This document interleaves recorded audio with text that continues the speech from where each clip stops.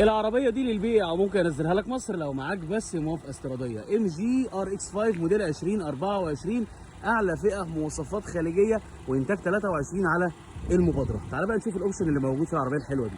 مبدئيا عندك الكاميرات 360، عندك الحساسات الاماميه، عندك الاضاءه فول ال اي دي، الجنوط السبورت 2 تون مقاس 19، كاميرات 360، عندك نظام الكيلس انتري خليجي موديل 2024.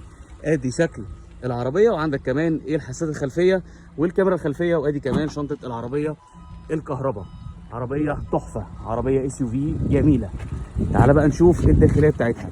الفرش بتاعها من جوه من اللون البيج، عندك فتحه السقف البانوراما الكبيره، عندك فتحات تكييف خلفيه واثنين شاحن يو اس بي، وكمان الدواسات الاصليه بتاعتها.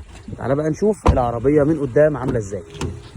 مبدئيا ادي منطقه التحكم في الازاز والمرايات، عندك كراسي جلد، كراسي تحكم كهرباء، عندك هنا مثبت سرعه، العداد الديجيتال، عندك كمان ادي الطاره المالتي فانكشن، وعندك كمان الستارت ستوب، الشاشه الكبيره بالتكييف الدول زون، وعندك كمان فتيس شيفت باي واير، وعندك فرامل يد الكهرباء والاوتو هولد ومساعد النزول من المرتفعات والثبات الالكتروني، وكمان زرار فتح الشنطه وقفلها، وكمان الشحن الوايرلس ومساحه التخزين اللي موجوده هنا، والمرايات الاوتو ديمنج.